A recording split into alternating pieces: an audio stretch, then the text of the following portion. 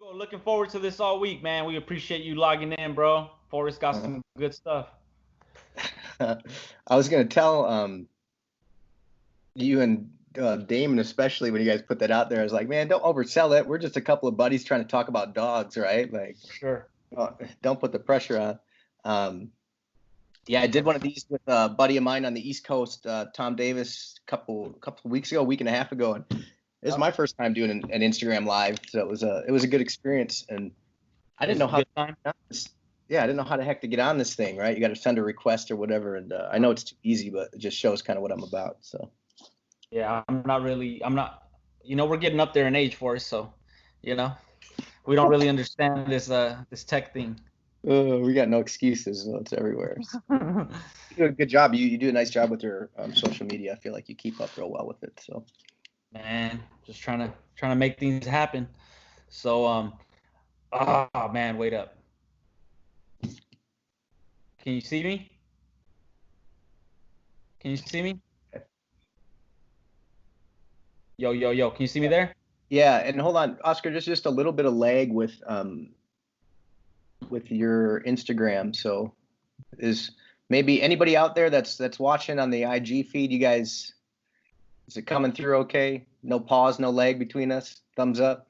Everything good? Give us some thumbs up.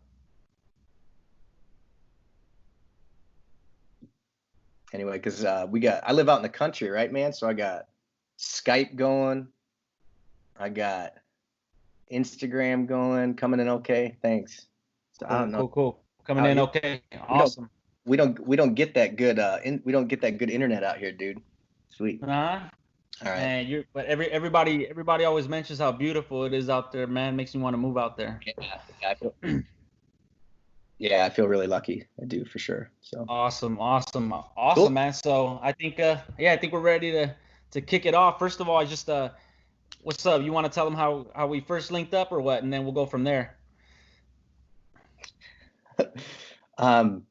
We met probably like 7-8 years ago. I came down to California. What the hell was I doing down there? Oh, no. You're the girl you were with at your friend was trialing your dogs or whatever, and then one of your dogs, I think, one of your dogs, Elzer, I think Elzer put me on my ass, right, when I was decoying, and then but it was pretty safe, and I remember you sent me a message, and you were like, yo, good catch or whatever, and then ever since then we just started talking dogs or whatever, and then we linked up, right?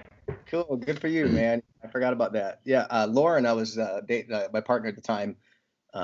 Took the ease down there to trial down in what the heck was that? Man, that was like 6-7 years ago. It's got to be, right? The Rob's Field, yeah. That was Santa Clarita. Yep, Santa Clarita. Yeah, and then you were doing the decoy work, and I remember Scott Dunmore, who's a buddy of mine. He messaged or something after seeing that video, and he's like, it looked like a freaking yard sale or something because your pistol went flying in the air. Yeah. He lifted you up from under, your pistol went flying in the air, but. Yeah, man, he dropped me. Yeah, and I was in New Zealand at that time, so that's why Lauren went down.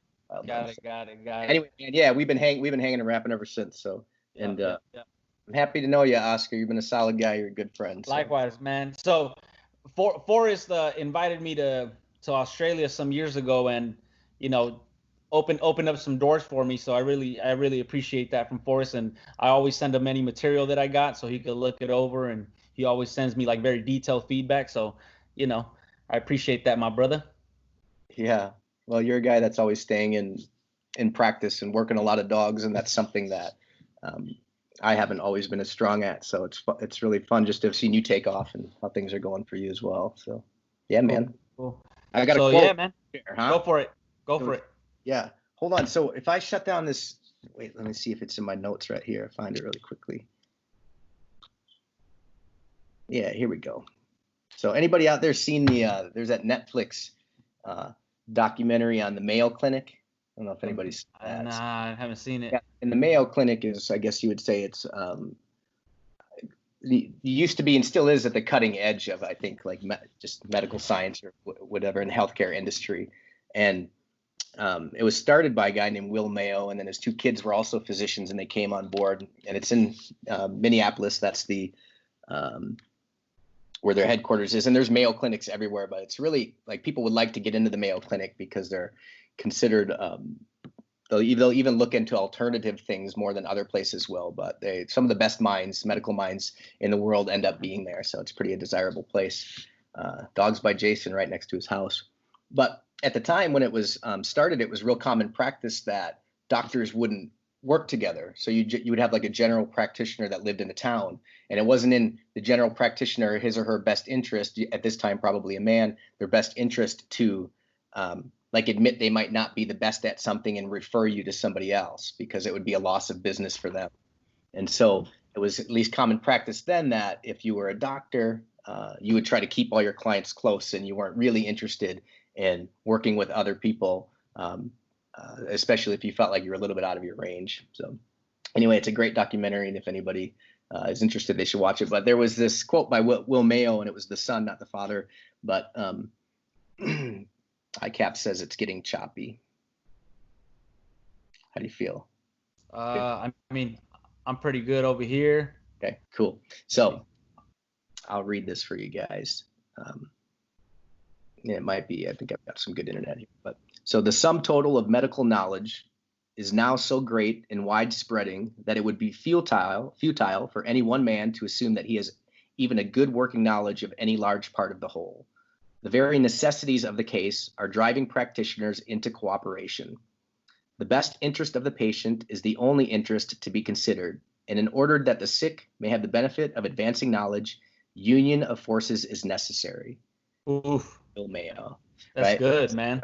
Yeah. When I heard that, I thought about dog training, and one of the things that you wanted to ask, or you're like, hey, we should talk about this a little bit, was where dog training, like at least for when I've been doing it, how it's changed. And so certainly like information is really available to us now, and where maybe back even 10 or 12 years ago when I started getting into it more seriously, the sport work anyway, and moved away from doing pet dog training. I feel like if you were, in a particular sport, you listened to a person in that sport, and you wouldn't cross over and maybe pay attention to somebody else. So at the very least, that's happening now. Not the very least, like in a big way, that's happening now, that folks are paying attention to each other. And what really changed a lot of things for me 8 or 9 years ago was when I was training with a lot of agility trainers and picked up just so much good information from them about switching between resources and trying to make a dog equitable in terms of what they'll play with or what they'll work for. And so that was like a big game changer for myself personally. For sure. But so all that to be said is like, we've got friends now all over the industry that are really well practiced in however they gravitate towards it, whether it's just something that interests them more than other things, or if it's a sports particularly, because those things are so specific in terms of how the programs are put together, but that are really practiced in those disciplines or those specialties. So while you could be a good overall, I think most people are a good general practitioner of dog training, you'll tend to end up specializing in something. And so we're at a really great place that, you've got a friend that specializes in something. If I want to ask about IPO, I'm going to hit Oscar up. And maybe if you got some French ring questions, I'm going to call Joe and ask him what's on his mind. And you guys are dog trainers like on your own through and through, right? You get it, but there's going to be some idiosyncrasies to the sports that I'm going to want to get at that you're going to have. So that's for sure. all. Yeah. No, I think when I started, I remember I was part of. I mean, the culture down here in ring was always like, if you train with this person, you can't go with this person, you can't go with this person. And I remember at the time, like I was really getting into like Michael Ellis stuff and all that. And man, one of the dudes even went as far as saying like I taught him. You know what I mean? I'm like, and I was so like naive. I was like, man, this dude's like that good, that he's teaching all these people. And then I come to realize that really what it comes down to is they don't want you to get out for whatever reason.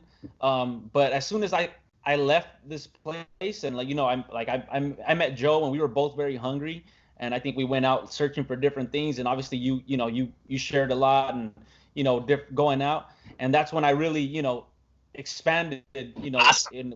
when it came to dog training, and I just realized like, man, when you're stuck with somebody and you just believe everything that they're telling you, it's like you're blind really to the outside. So I always, and sometimes I have to, thanks to that situation, I could check myself sometimes, like, maybe I'm getting a little, hating a little bit or getting a little jealous, because I'm human. And I go, man, don't be this person, like let them grow, let them go out and learn, because it's gonna help you at the end. So experiences like that, I think always, help us as trainers and as humans. So yeah, man, I think that quote is awesome. Why would you limit the people that are gonna benefit from the knowledge that other people could share? Yeah. I was talking to a friend about this. Like, one of the things that you're seeing a lot now is that dog training is being systematized, or a person might say, I've got a system of dog training, so come and follow my system of dog training. And that was always a little bit counterintuitive to me, because, I think, like, mostly you want to have a lot of working knowledge that you can draw from, and that you can apply it where needed for when you're working with a dog or with a team.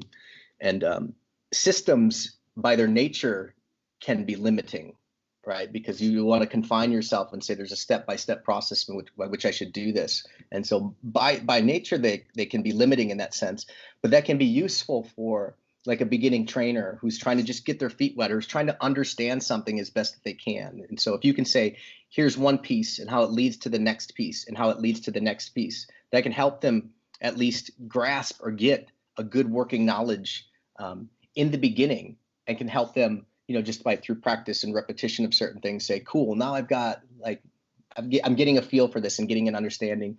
But then there's at a point where they're going to step outside of the system, or they're going to say, you know what, this doesn't quite fit this dog right now, so I need to make adjustments to it. And it's a bit like that Pablo Picasso quote where he says, like, learn the rules so well, like, learn the rules like a, he says, learn the rules so well so you can break them like an artist. So learn them like a pro so you can break them like an artist. I think that's it. And so that's kind of the idea, is you like learn sound principles, and you learn good training strategies, but at some point, like, you're going to be able to go out and like move away from that stuff and put your own little magic or spin on it. And so I remember, man, Joe and I were training together a lot, and I remember he went to a seminar, and he came back and, like, he showed me his notes, and all of a sudden I'm like, man, like, no luring, like everything shaping, everything free shaping. And I'm like, so I try to change, like, my style of training. And all of a sudden I'm like for like 4 or 5 months, man, I'm just like stuck, like can't do anything, and until I went back to everything that I was doing before. And I'm like, man, like, it's true. Like, when you get boxed in and try to do things that are not how you normally do them, or, because you got to have your own style, your own feel to whatever you're doing, or else, because it's you know what I'm saying? Like, I remember my buddy Juan was like, how does, your two dogs look exactly the same, but even the things they mess up on, they're the same, so, and that's because it's me, like, as an artist, that's what I do wrong, that's what I do right. So, for sure, if you guys are going to be training with somebody, don't get boxed into their system, and not be yourself. Like, you still got to have some of yourself in there with your dog. At the end of the day, it's you and your dog, and you got to have that relationship. Yeah. Or play with it, like fully ingrain yourself in that system and play with it, so like what the results are, and and you know it really well. And then but like, even anybody, if you talk to like Mike Ellis, who's a good friend of mine, he when we first started training together and I met him, he was mentoring me. Like, if you'd say, hey Mike, what's your system? He would say, I don't have a system, I just do what's right for the dog.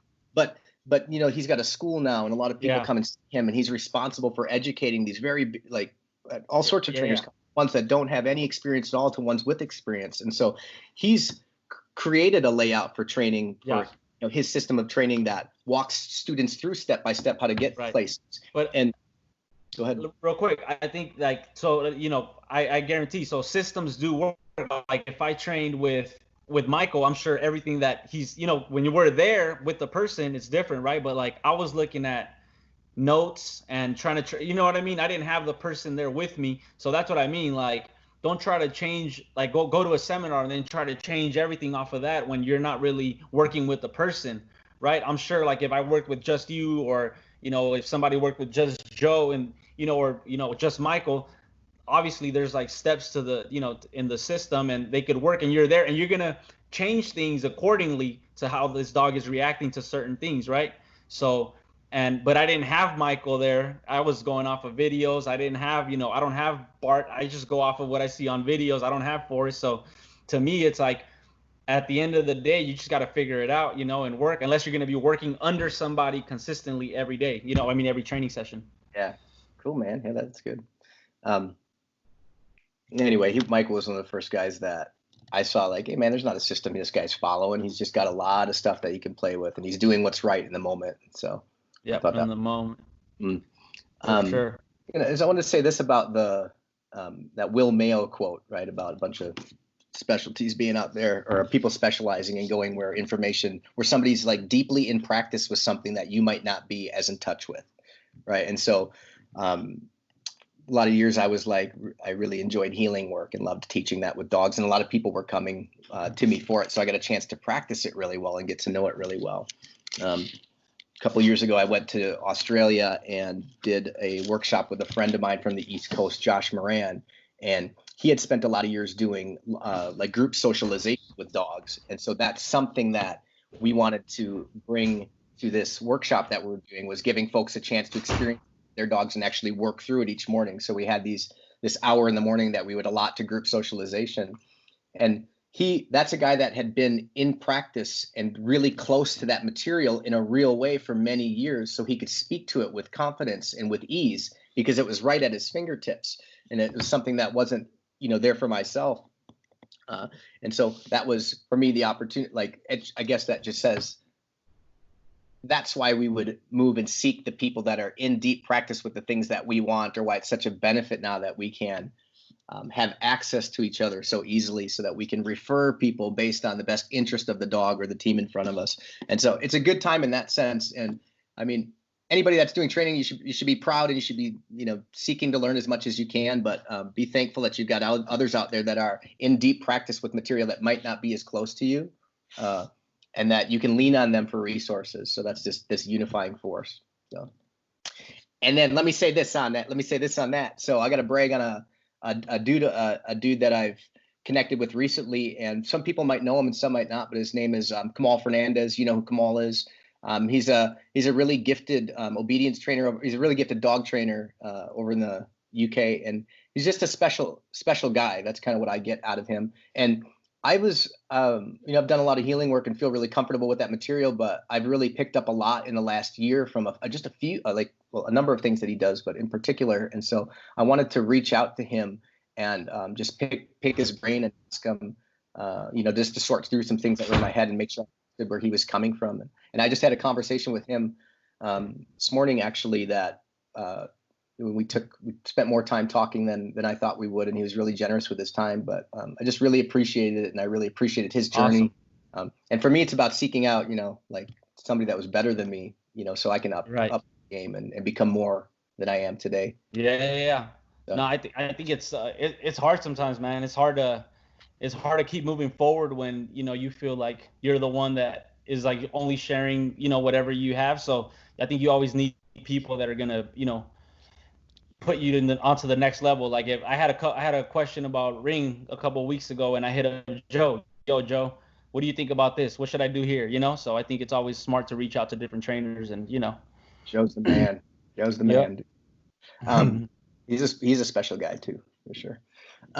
Somebody just had it's hard, this on Instagram, it's fun because like the comments come, right? So you can end up reading those things. But somebody said that there's actually so much to learn from someone using one quadrant.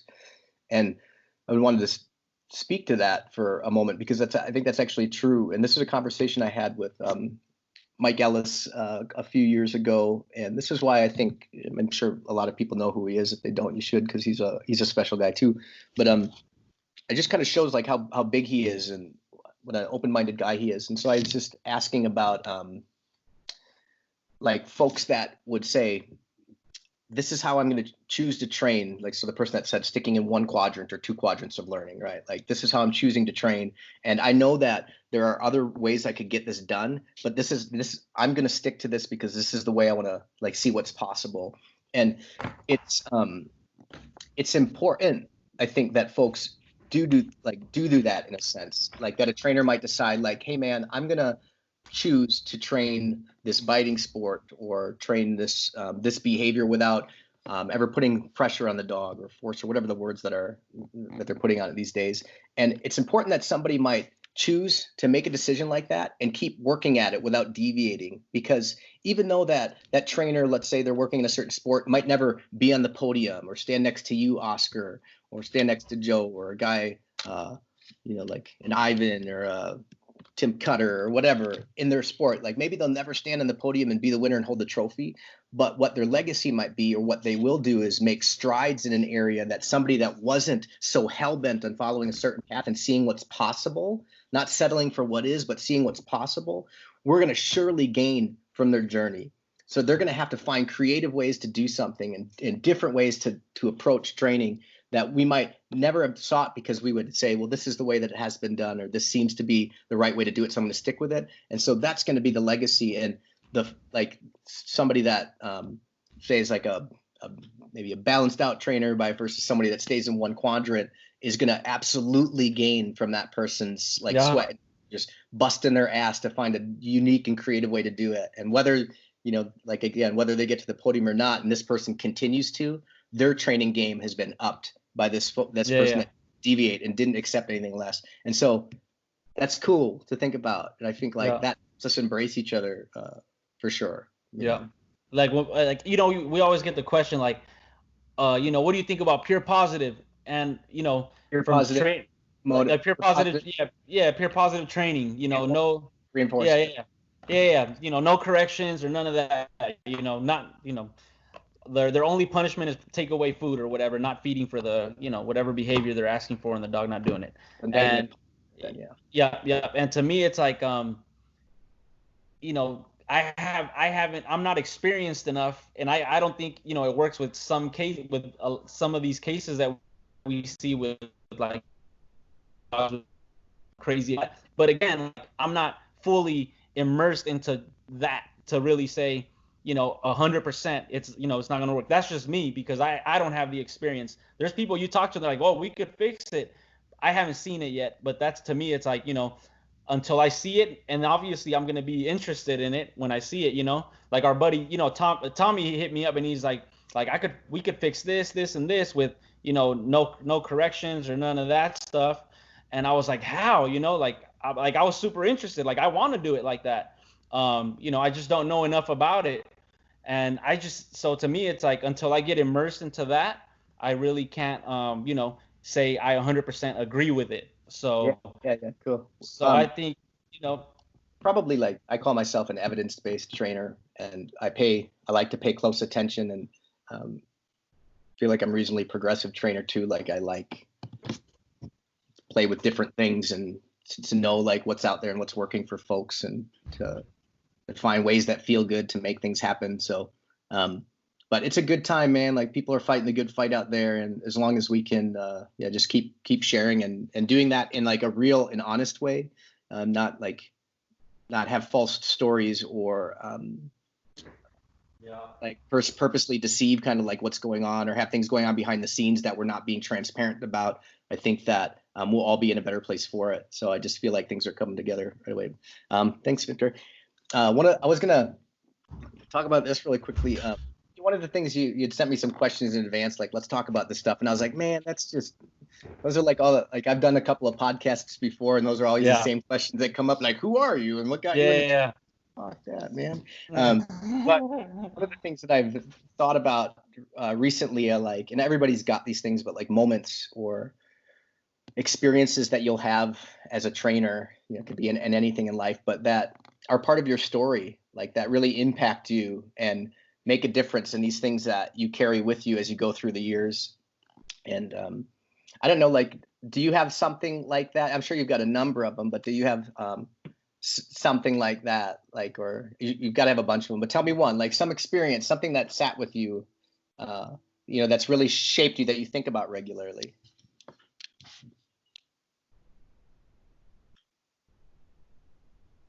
Okay. Yeah.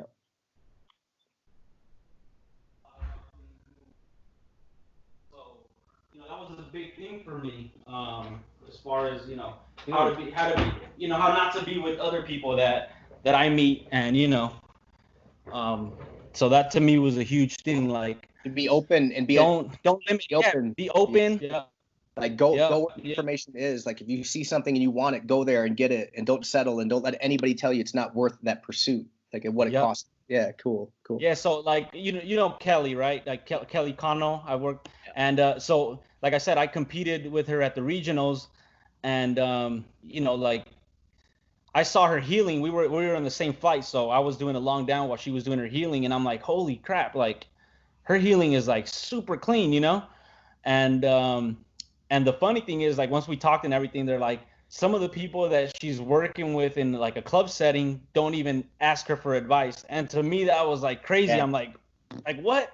Like how are you not asking her, right? So I was like, I think like she is somebody who needs to be seen. You know, like as far as like, you know, she has some really good stuff. She's trained, you know, she works a lot with Kamal, and you know, so I think that she has some really good stuff. So, and for me, it was crazy. Like, man, like I can't believe nobody's even asking her to come out. So I reached out and I was like, hey, come out and like hang out with our group. And I think, you know, a couple of the people that we've been that I was working with are still working with her. And I could have been that guy, like, you know, like closed-minded and been like, nah. Like threatened. I'm like, nah. Like, go learn. You know, I'm gonna learn. So, you know, and obviously you could always take certain things.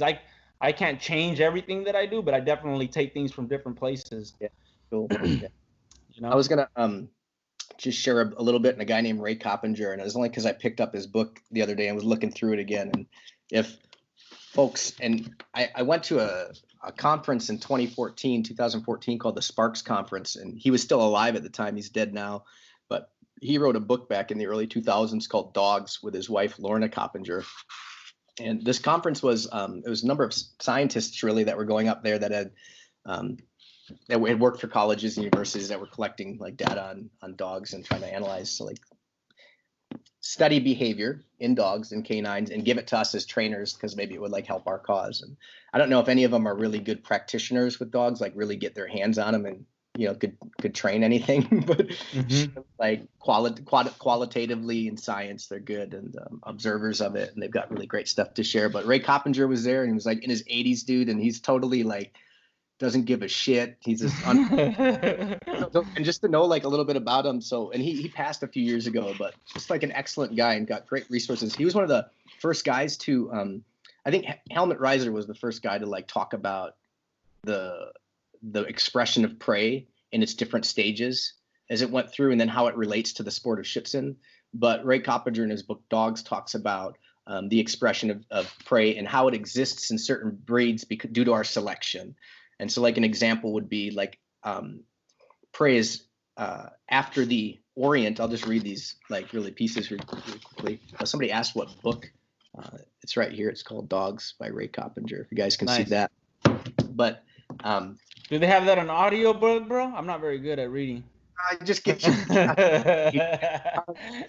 But he calls it's the predatory motor patterns, so the expression of prey. And if it's in like, you know, an animal that's hunting out in the wild, they've got these things equally because it serves a point. You do all of these things on the way to getting your meal, right, and ingesting it. But there's an orient, there's an eye, a stalk, chase, grab, bite, kill, bite, dissect. And so if you imagine like a border collie, it's truncated after the stalking part. And they've got some chase in them as well, right? So like because they like to control movement, but they're truncated actually at the chase, and it's considered like it's considered undesirable if they go in and do the biting, right? Like a good border collie will, what do they call it, predatory drift, will slide over to the biting if they get really worked up, and they'll nip at the heels of a cattle or something, but that could kill them. But they're truncated, meaning they're kind of cut off and selected to not carry out the rest of that prey sequence. So they call it truncated. Yeah. And they're hypertrophied, meaning they've selected them to be really good at like the eye stalk part, like the orient, the eyeing, and the stalking portion. And then frickin' Malinois, they're about that grab bite, right? And German Shepherds, they're about that grab bite. But they've sort of been selected not to carry out the rest of it, which is like, and Malinois still take it to ground and like shake the thing, which would be a kill bite.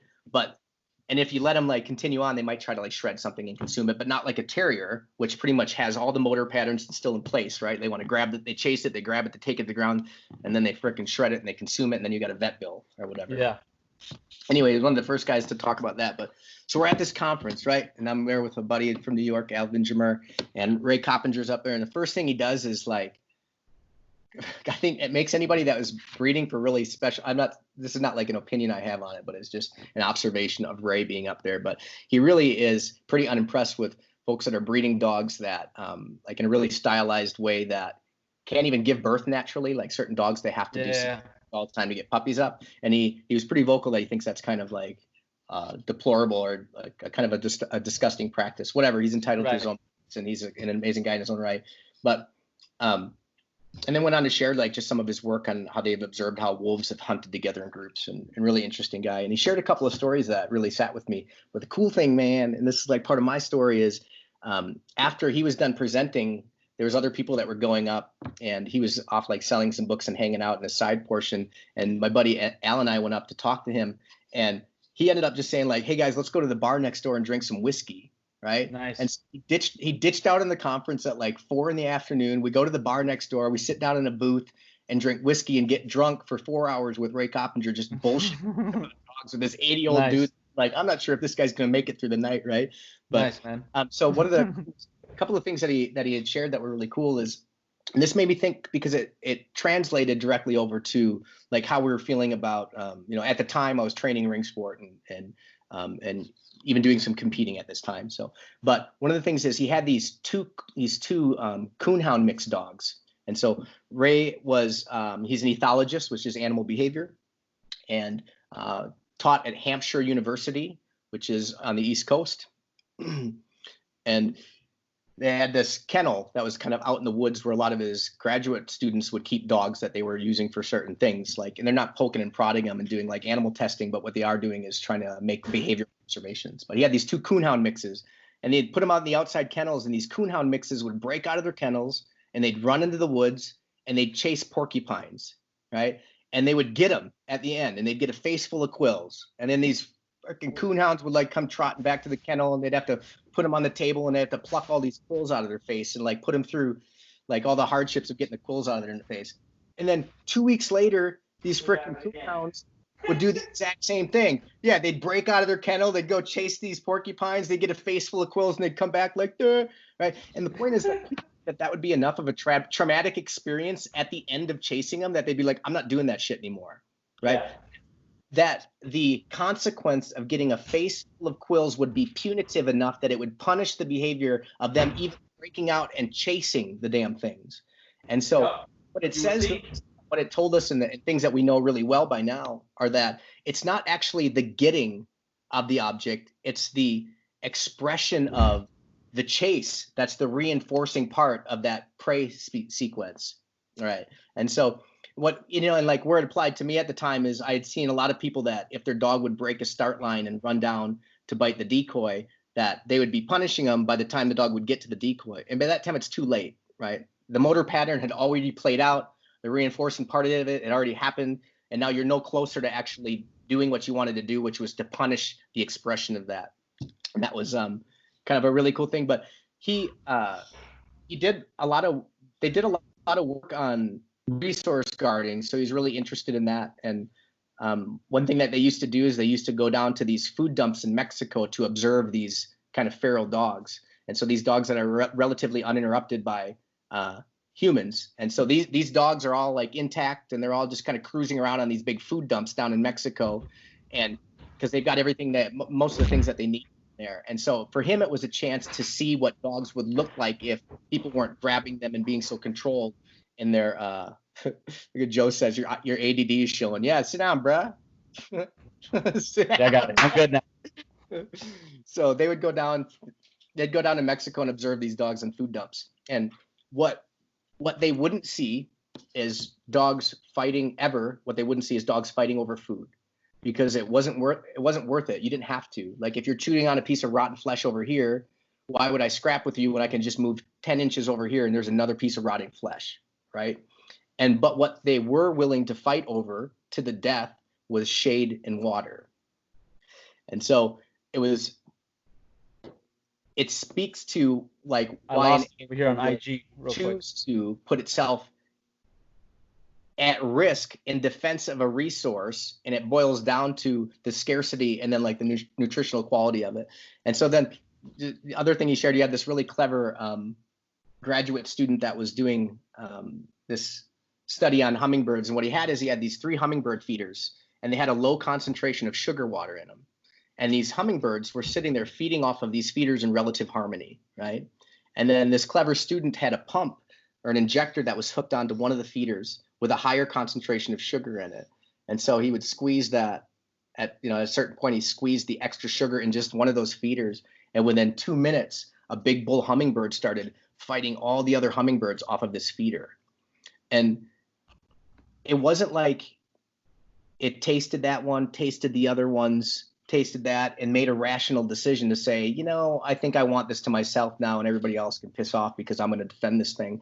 What they were speaking to is that it's on a like a biological, like a cellular level, that an animal knows like the quality of, knows whether a resource is worth risking their well-being for. And it has to be that also on that same level that they know by fighting for and hopefully having exclusive access to that resource, that they're going to be able to like heal from, recover from any of the damage that it possibly took in defense of that thing. And so it speaks to that resource guarding fundamentally has to do with the perception of, or even like a biological understanding of, the quality and scarcity of a resource and whether it's worth it or not to fight over that thing, because they're going to be better off in the future for it, even if they take their lumps on the path towards getting it. And you think about like, not shitting on Caesar or whatever, but that one video like where, that golden retriever or something is down over a bowl of food and he's over there like claim dominance over him, dog. And we might say, yeah, man. And then he gets bit, which you're kind of happy to see, because you're like, bruh, like it doesn't have to be all about that. And but what I think it allows me to keep in mind, and maybe other people too, is that like that doesn't get at the root of the issue. Like that animal might not even be thoughtful about what it's doing there. It might just feel, without being rational about why it's feeling that way, that thing is worth defending. And so fundamentally, if you wanted to get at the heart of that issue, you have to change a dog's perception, both of the abundance of that thing, or even like the quality of it, which has to do with the abundance generally. So, and I know people are doing really smart things now with resource guarding, but it's not an issue of like, it's not an issue of a dog saying like, hey man, I just think I'm better than you, or you can't make me do shit, so I'm gonna hunker down. Right. Like they're not in control of that stuff. And and you think that relates to sports too, Forrest? Like when we're talking about, like people, they make this dog all crazy over the decoy, and then all of a sudden they're like trying to beat the crap out of him because he can't really control himself over it. You know what I'm saying? And it's like, and it's just like you create this emotion for it, and then you're trying to stop it. Do you think that's something that kind of goes along the same lines, or that's completely different? Yeah, I think it's like, it's a little bit different. I mean, definitely like a good dog is probably in the protection sports is going to want to fight the dude more than it's going to want to play with a toy with you. But like what we're learning in training now is that we can sort of balance out their experiences leading up to that. And even there's a discipline, like this is something that I really learned first from agility trainers, and it stuck with me. And I know this is quite popular now, but like, and I had to go back at the time with my young dogs that were a little bit off balance in this way, and like teach them the discipline of at first it was a discipline, like if I pop a toy for you, you're going to play toy for me with me, right? Even if the decoy's around, and to kind of recapture things that I hadn't instilled from the beginning. It's like with any work, you take some distance from the experience that's causing them to like go over threshold. You work on your toy play way away from that. You develop it up to a point where it's better, and then you make sure that it can still hold up as you start to go back into those experiences. Right. Actually make it off balance. And so folks are really, really good at that stuff now. And I think it used to get discredited a little bit, because folks might have thought that if you get a dog to play with you with a toy while the helper's there, that they might not be as vigilant, or they might show like a weakness in the dog. And we just know that's not to be true. It's like, it's a discipline. It's like, bruh, I'm a biped, you're a quadruped. We do this shit together. Like, we're lucky to be in this situation together doing this, like fighting a war. But if I pull a toy out with like for you, play with it, man. Like, right. You just get what you want here. And then there's like endless like training possibilities if you play around with a strategy like that. If like you have the ability to reward a dog to yourself in the context of bite work, then like I just find that the dogs in the end, it's a lot less pressure for you to get to a point where those dogs are like in a good place and you're just maintaining things. Right.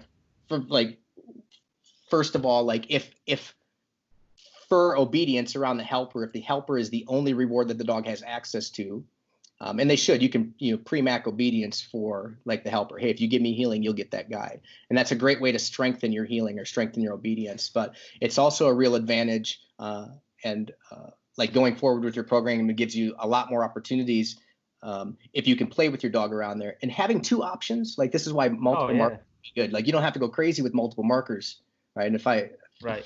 And I'm sure a lot of you would understand what I'm saying, but if there's let's not even go into it. Let's not even go into it. Yeah, really quickly though.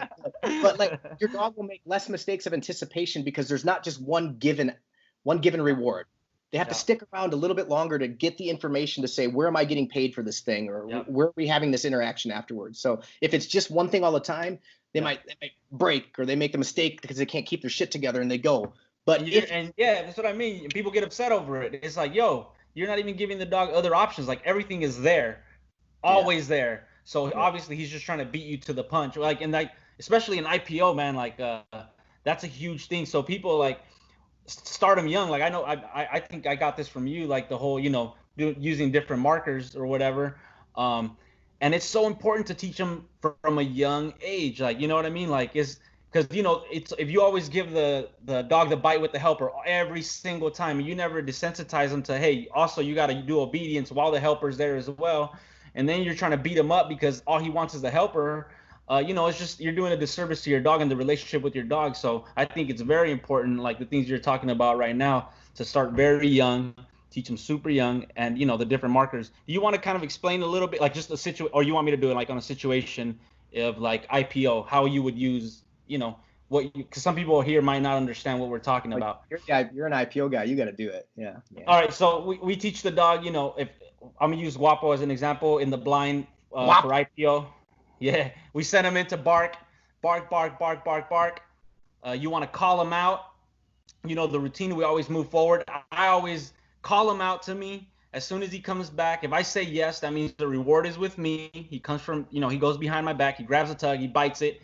And he understands, like, if he doesn't bite it there, obviously in the beginning we fought a little bit because he wasn't used to it. I had to go down from the helper to maybe somebody holding a tug. It was punitive at first, right? Because his expectation was the helper, and you're saying take the smaller thing, and the dog's like, bruh. Yep. I don't want this. So he perceives it as punitive in the beginning almost, yeah. Once it became clear to him, like, this is the only way to get to this bite, obviously, things start to change and things start to, you can really put things together. And now I do it every single time. But I remember going to a Schützen field once, and there was a couple old timers there, and they were watching me do this stuff, and in their head they're like, this should never be done with a protection dog in the sport or whatever. Paying them to you with a toy. Yeah, like paying them with me with a toy. It's like, that's like, you shouldn't do that. Like the dog should be focused on the man. However, like, to me, I didn't see any difference in the aggression that he was showing with the man just because he's taking a toy from me. He learned that I have to do this in order to, get to the bite. So I think it's just super important to, make sure, like you said, you split the dog's brain into two, and like either thing can happen. It could be the yes, or it could be the get it, Yeah. And I would, so good explanation, man. I'm an idealist. And so, and I think that the reality can match the ideal, but I would like to take it a step further. So you can absolutely like do that. Like even say it's through the toy that you get back to the bite. So in a sense, you're pre-macking the toy because you're saying, I know you don't want to play with this, but if you do the thing you don't want to, you get to the thing that you really want, right? Which is the pre-mac principle. But I would even prefer if my dog was fully invested in the toy play. Like if I was clear enough and I could contrast those events and say, listen, when I say toy, you're going to play with toy because your heart and soul are into playing toy. And this might be like more of like a young person's game or somebody that's physically apt. But if you can meet, like in certain dogs, it's never going to be the case. They're always going to want to mess with dude. But even from a young age, if you can build those experiences in and say, when I play toy, you're going to be playing toy, and it doesn't always have to lead back there. I think you can get them to accept that fate and even be like with their soul, I'll play with you, no problem. Much easier with dogs that are game for the play anyway. Harder for dogs that are more man focused, and maybe harder if they have more man experience before you start to really take your play to a good place. but also like it helps if you can touch that dog in a way that like the decoy can. Like if you can Yeah. meet him where you really want to be at, like contend with them, and that's why kind of like I think Ivan's important in terms of the play. Yeah. He's about that. So The cool. possession games video was really good with that. Yeah, man. It just fucking. I like So, to the essence of that for me is like make your dog somebody. I love that, right? Like what he had said that. I think that simply put, make your dog somebody. Like build their I am, like build their ego a bit. And I feel like that's not every dog is going to be like that, but the ones that we keep, man, I think that you can really like elevate who they are and how they feel about themselves. Yeah, for sure. I think with Wapo, one of the biggest mistakes that I made, raising him was always using the release marker, like the yes. I think I abused the yes so much that after a while he was just like trying to get out of his skin, trying to break the position for whatever he was doing, because I rewarded so much away. And then releasing him. Yeah, exactly. And then what happened, and then I got another dog, Icon, that I was working with. And with him, I made sure I worked a lot on like, stability. And I could definitely see the difference. So, as we, move forward, I think Wapo's son right now is completely different than how Wapo was. He's a lot more laid back. Like if I'm playing with a tug, he'll play with me. And if I stop playing with him, he'll just drop it and he'll just come hang out with me. I have never had that with with the dog. So to me, I'm like, man, this is pretty cool. Like if I bring out the tug, he loves to play, but as soon as I, like if I just let him have it and let him run with it, he'll just drop it and come and hang out and see what I got for him, to play with him or something. So. And then maybe in the past somebody might have been worried about that, like, oh, they're not as into it, and you got to spin them up a little bit. I would be, bro. I would have probably got rid of them already. But you kind of know genetically what you got there, and like you can always, man, they change so much, right, as they age. I remember thinking Elzer was this like dopey dog until 9 months old when I started when his toy game started coming on, and I started attaching the toy to his obedience, and like I wasn't prepared for what I ended up having in the next 3 months, and that was really like real eye opener for me. Just in terms of what you're talking about, I think was it's a good point. Like, we're good now at doing things that help us manage our dog's arousal within sessions. And like, this is something that I saw over in Europe a lot the first time that I went there. And then I know Todd Dunlap over in Pennsylvania, who's a really a good trainer and done so much to elevate mondioring in the United States. Like, good God. Elevate. Dude, like, yeah. Like United States, would go over there and probably not do so well, and then Todd took over the reins and really made an impact on the culture in the United States and goes and takes first place. That dude really goes deep into like whatever he's in. Like he's into mondioring, bro. Like the things that he comes up with were like, things that I hadn't seen before. Yeah, like he goes big time into it. So, but he's a special guy too. But oh shit, what was I just talking about that? We were just talking about the whole, raising the different type of dog and stuff. So the difference would be like then using like within managing arousal within your sessions, like what I saw in Europe a lot, what I know that they were doing over there is, for example, using the downstay to put the dog on like a soft attention or an idle, right? So you can break up even the protection work by, even from the early stages, you teach a dog that a down can mean you're getting paid in behavior. It could be like an old Bob Baileyism, a reward for position. So that you expect food to come to you in place. And then instead of then like maybe undoing or jeopardizing the stability and the mentality of that down by then, releasing them right into stimulating activities or reward events or these things that require energy, because the behaviors that are attached to really energetic outcomes beget the energy that those outcomes have, right? So like that's why you can energize your heel by pitching a toy around or having this dynamic toy game, is because the heel is a behavior of expression. So the dog benefits from that expectation of energy supplied afterwards. Right. But the downstay, you can erode both like the dog's mentality and their stability within the down if you've got these like energetic outcomes attached to it. So they would put the dog in a down, pay him a lot for the down, and then nothing excited happened out of the down. We walk over this way, and then we can get to the exciting things, but there's some behavioral separation between the down and the next stimulating thing that would happen. And even the dog's in a down, that soft attention, even just protecting it by one layer of behavior by calling the dog to a sit. Now the sit gets them closer to the work again. And so the sit can be a bit more energized but it protects, it insulates the down from the erosion that you might have if you're making such like crazy stuff happen on the out of it. And it's not every dog, man. It's like the certain dogs, like Elzer was a dog that he really benefited from me going back, teaching him to accept food in the down position, because like food is the natural conclusion to the expression of prey. Right. So you could even say like the dog goes through running down and biting the decoy and blah blah blah, and then you whistle them back and they come and you play with the ball and then you put them back in heel position, and they're thinking about rehearsing the 4 parts of that prey sequence or 5 parts again. So they're kind of stuck in this aroused loop. And if you would break that up and say, nah man, come over here and eat some food, that sort of like fulfills a natural cycle. And what you might have is a dog that is a bit more content in general. And that would be a hard sell for a dog that's just been fighting dude on and off for 6 years, and one day you're like, hey man, I'm gonna expect you to take some food right now. Yeah. I can't eat right now. Like I'm super smart teach it young. You gotta teach them young, man.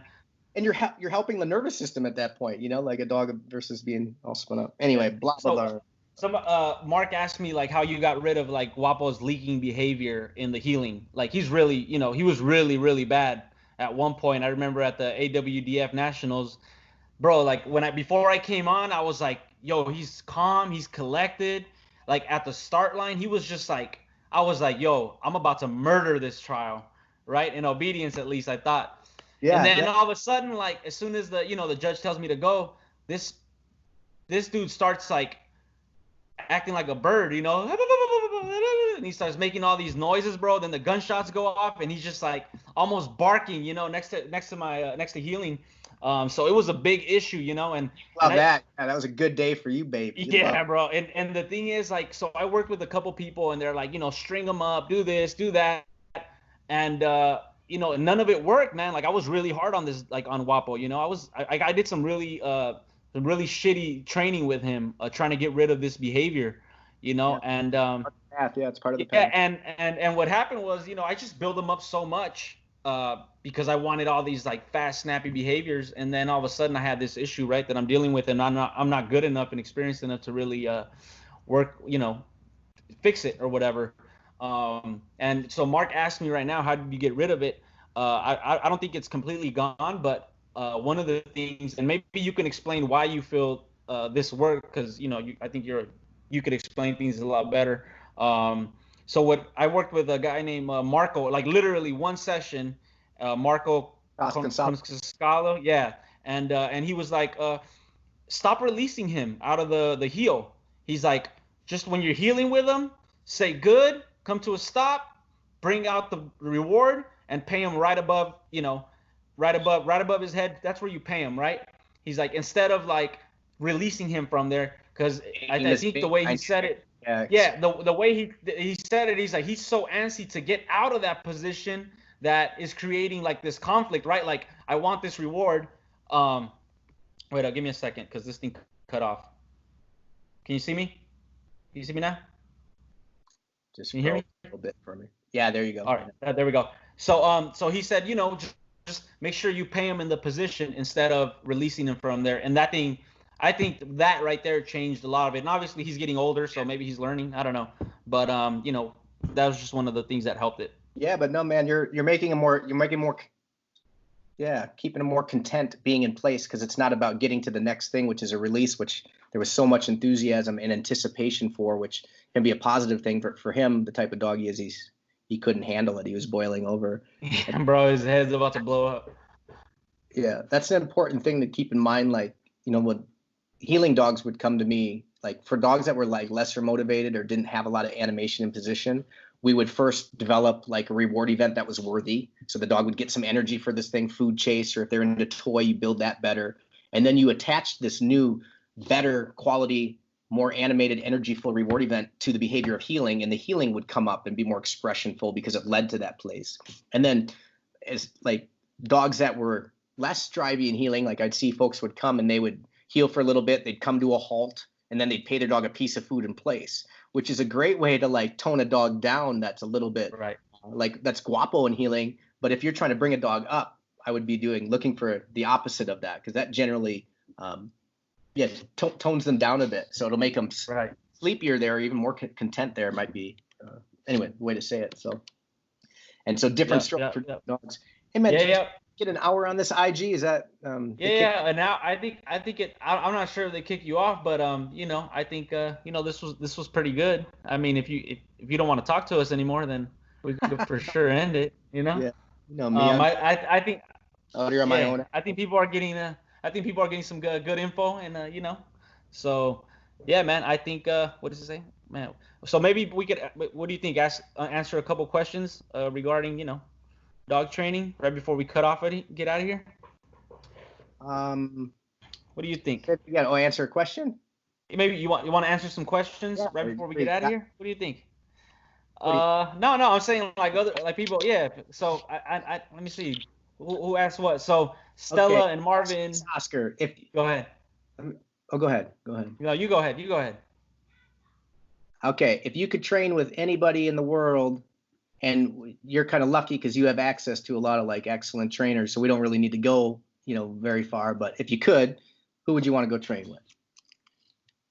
Anywhere in the world, I would probably, I would definitely, I think I would probably definitely want to spend some time with, spending some time with Bart. Just because I feel like he just has a great, you know, mind when it comes to dog training. And then obviously I think Michael Ellis is one of the people I would probably, you know, want to hang out with, that I'm gonna hang out with at some point. Who else? Who else? I mean, okay, that's two people. Yeah. I mean, other than that, what about yourself? Well, like I say, like some of my favorite.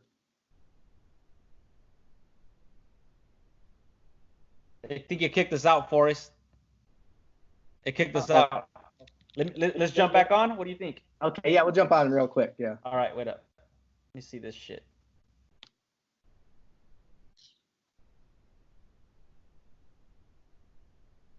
Wait up, all right? Wait up, bro. Fuck Instagram. All right, I'm about to jump on, and then as soon as I jump on, just request me again. Okay, sounds good. It's going pretty good, I think. Yeah, man, that was beautiful, dude. Yeah.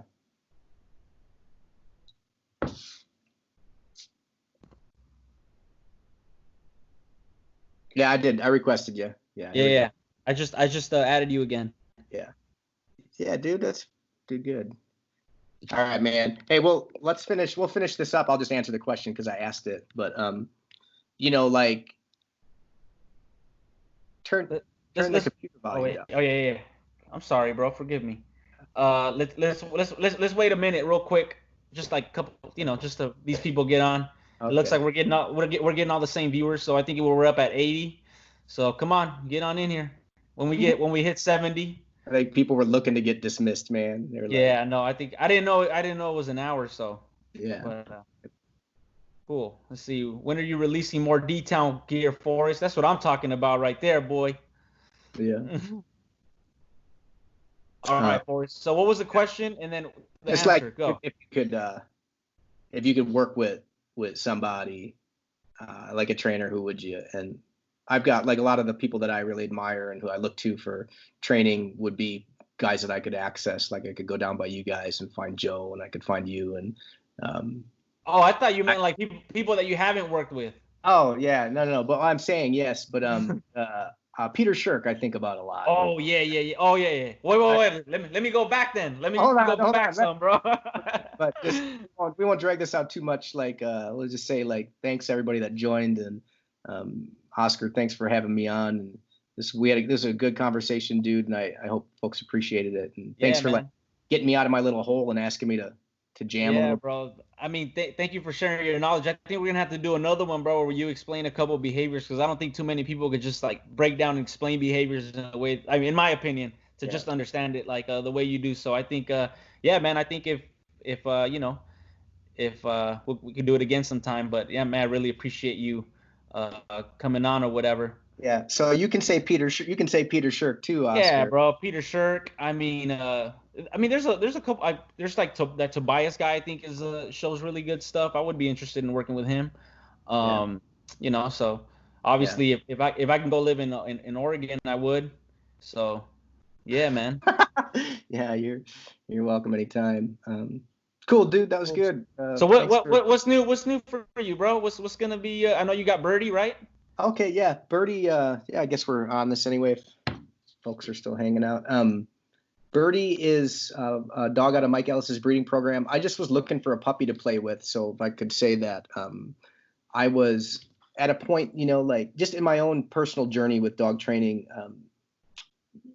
People like really early on when I started training, like people responded well to me and like what I was doing, and I was kind of proud of the training I was doing. I was putting it up, and I got some attention, and it afforded me these opportunities to go out and like work with other folks. And at some point though, like I got more in the like the teaching, and I was more disconnected from the student and practitioner portion of it. Right. So I think this natural place, and when you're in any craft, there's this natural balance of being a student, a practitioner, and a teacher. I've been feeling like that, man. I've been feeling like that.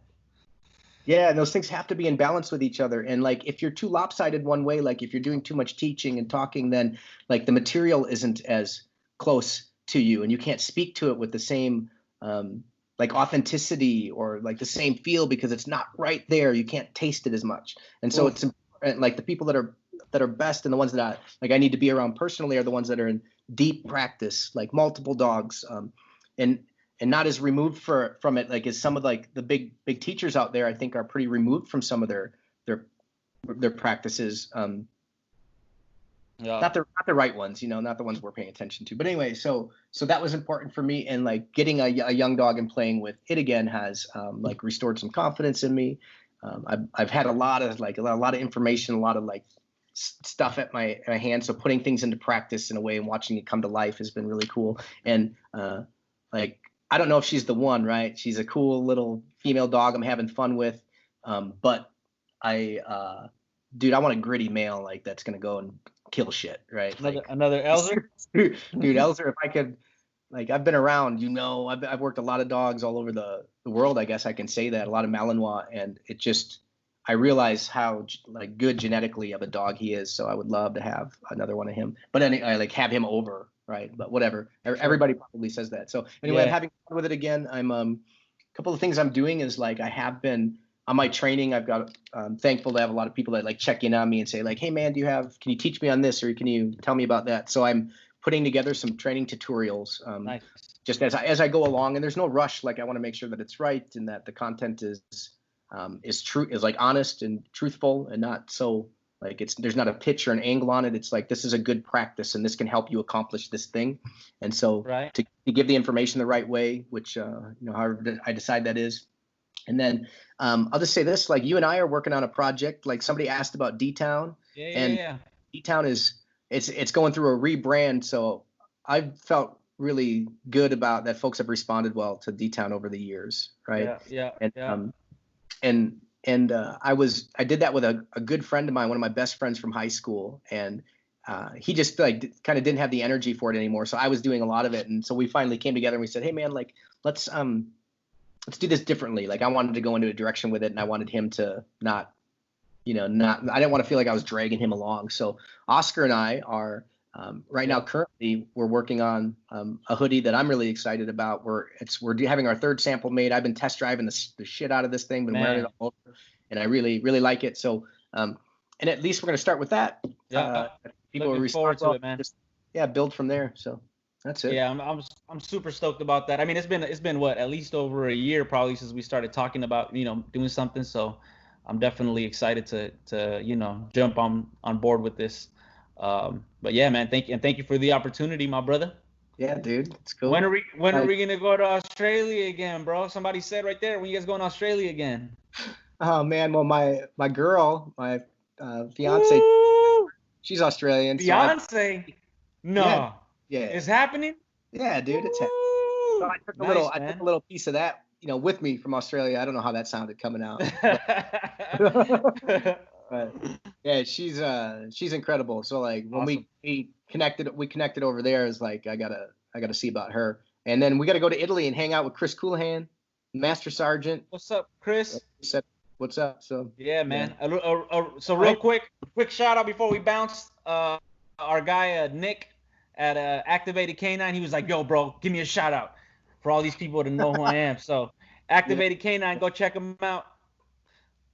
So yeah, man, cool. Thanks, bro. Thanks for everything, man. Thanks for I always appreciate all the advice and help that you give me. Shout out to everybody out there for getting on. And yeah, you got any last words? Just thanks for working your ass off and being a strong practitioner and student always, Oscar. And accept that teaching phase as that comes naturally to you, as we all must, as we in life. So enjoy the process, everybody, and don't get stuck. Yeah. Don't get stuck. Real quick before we leave, don't get stuck just like getting, trying to get into the hustle of just trying to make a living and try to get money. Like, it's cool, but don't lose yourself in the process where you stop practicing and doing all that. I think that's one of the worst things that could happen to a dog trainer. I know for me that's something. Yeah, so that's something that happened to me, and I'm really gaining my confidence back, and I really feel good about where I'm at right now with training, and I realize how much I don't know, so I'm really practicing a lot more. So yeah, man, I think good times ahead, bro. Cool. Thanks for everything, Forrest. Listen to us ramble, and yeah, Oscar, we'll do it again sometime. All right, man. Yeah, cool. Good talking to you, bro. Take it easy. See you, brother. Later.